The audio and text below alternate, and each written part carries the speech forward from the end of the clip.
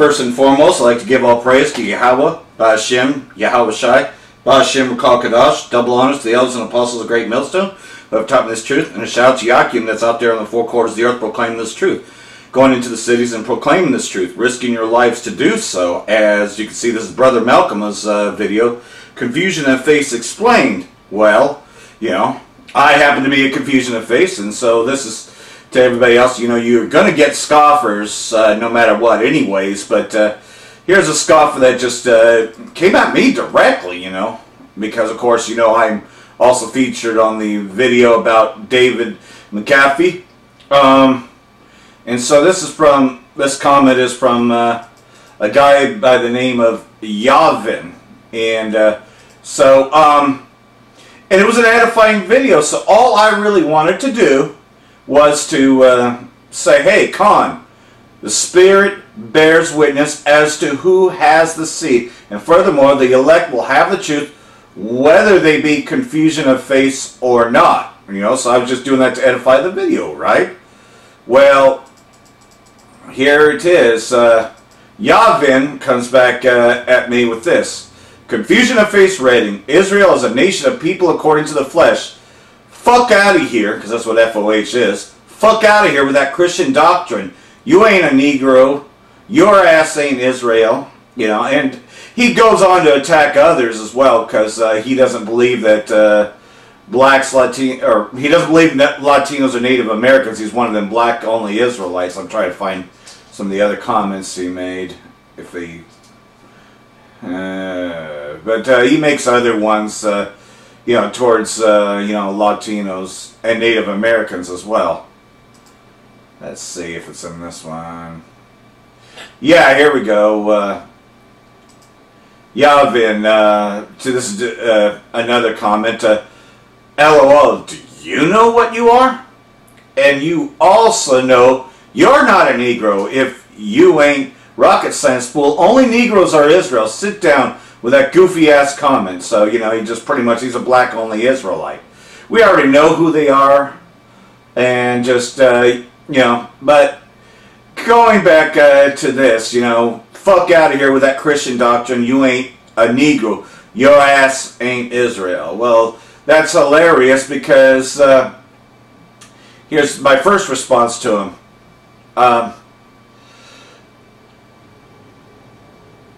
Obviously, Yavin is another black-only Israelite and one with Esau, you know, just like I was saying a few seconds ago. If he had seen any of my videos, he would know that I hate Christianity and prophesy against Esau, not even worth the time to argue with. He has no fruit. I mean, that's the main point of this, you know, because I'm not coming with any Christian doctrine. And besides, Christian is really a term for those that follow Hamashiach, and it was created by the Edomites, the Romans. You know, that term, Christian, it was a derogatory term used to us.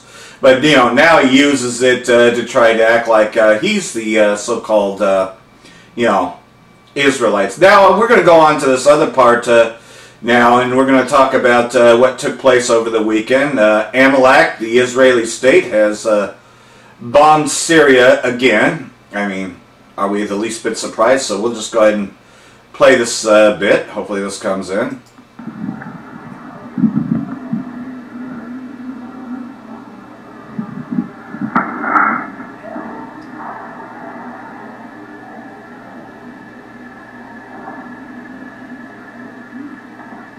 And this airstrike was because Syria shot down a drone. You know, which, what the fuck is the Israeli state doing invading Syria again anyway? So you know that the false flag is coming soon to get America involved. I mean, you can best believe that.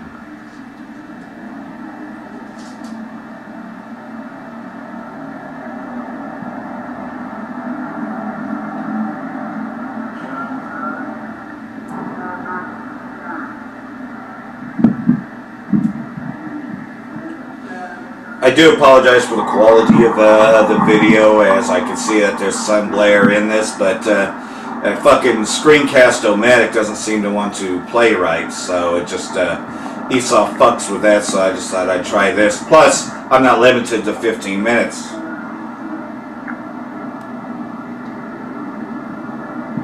Alright, and I got more here. I mean, that's some of the first videos coming out. Shalom.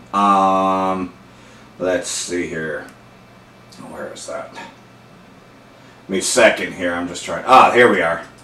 Here's more footage. This one, I believe, is from Rupley.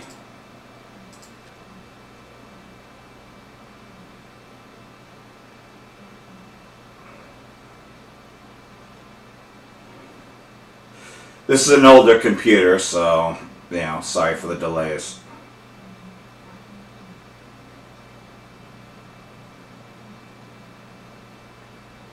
Now, one thing about Amalek, they don't ever tell you when they're going to strike, they just do it.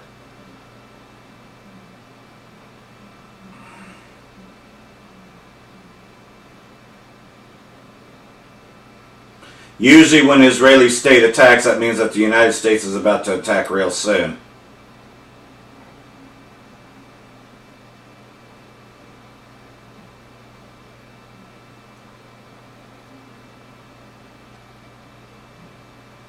And here's the aftermath, obviously.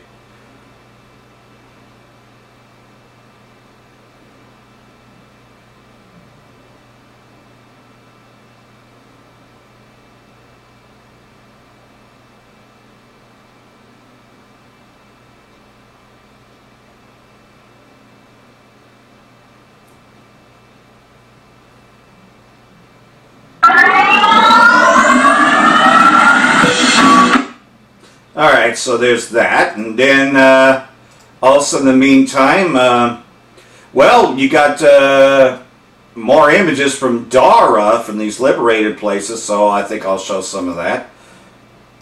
Some viewers may find the following video disturbing. I'll try to calm the sound down.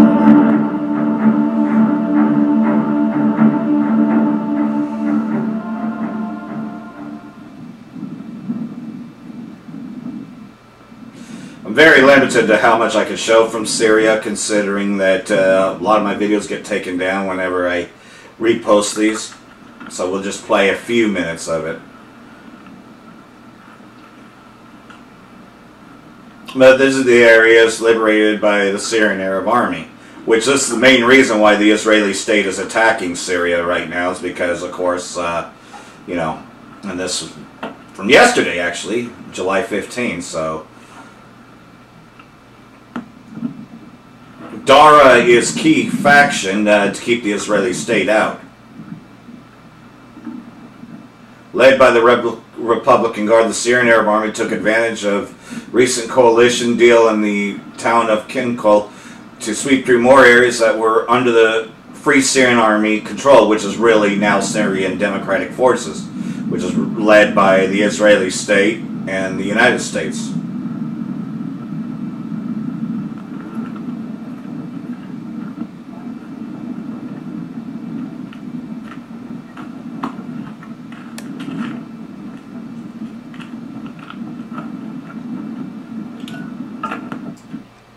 So you can see that Bashar al-Assad is winning the war. And, well, I wasn't able to play this one before. So let's see if I can get this one played. This one's from July 9. I mean, you're getting all kinds of videos coming out of Dara. So I'm going to try to get to the most important side. Alright, this one's South Front. They do pretty good, accurate reports, so. Pro-government forces have liberated about 600 kilometers square from militants in southern Syria over the past week. Units of the Syrian Arab Army SAA, the Tiger Forces, the 4th Armored Division, and the National Defense Forces NDF have established control over the Nasiba border crossing, the towns of al-Mayadi, al-Tayyibah, and multiple nearby points. Additionally, the SAA and their allies have captured a large chunk of the border, reaching the town of Karab al-Sham, as well as isolated the militant-held part of the city of Dara from the eastern direction.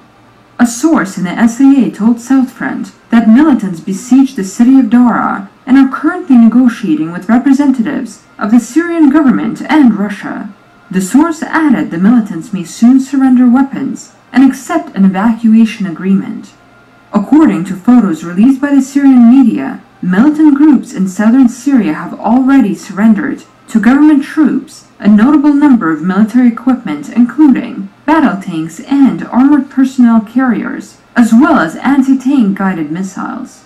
This is only the first batch of weapons and equipment that the so-called moderate opposition will have to surrender under the reconciliation deal in the area. An interesting fact is that a part of the militant groups, including Hayat Tahrir al-Sham, operating near the Israeli-occupied Golan Heights, is refusing to accept any peaceful solution in the current situation, at least for now. On July 8, 10 fighters of the al-Qaeda-affiliated group Horus al-Din were killed during a failed attempt to attack SAA positions near the village of Luwai Bida in southern Idlib. The attack followed a declaration by Hayat Tahrir al-Sham that the area of southern Idlib and northern Hama are a military zone. Hayat Tahrir al-Sham also called on other groups to unite efforts to carry out an operation against the SAA that would also help militants in southern Syria. On July 5th, ISIS cells carried out IED attacks against the US-backed Syrian Democratic Forces SDF in the districts of Al-Nur, Al-Hadika, Al-Baida in the center of the city of Raqqa, according to Amaq. The ability of ISIS to operate within the SDF-held area shows gaps in security systems established by the US-led coalition and its proxy force in northern Syria. On July 8, the Organization for the Prohibition of Chemical Weapons, OPCW, published a preliminary report on the so-called Duma incident, which took place on April 7. The report says that the OPCW found no traces of any nerve agent at the site of a suspected chemical attack. This contradicts the claims made by the White House April 13th report, which argued that sarin was used in the area. The OPCW report said that various chlorinated organic chemicals were found on the site, but it did not confirm that chlorine was used. Despite this, the mainstream media has actively promoted a false narrative that chlorine was highly likely used in the area. The US and its allies accused the Damascus government of conducting a chemical attack in Duma and used this as a pretext to carry out a massive missile strike on the country. However, so far, the US-led bloc has failed to provide any evidence confirming its claims. It's because it didn't happen. Anyhow, I'm going to go to a second part of this because it looks like the video's screwing up a little bit. Shalom.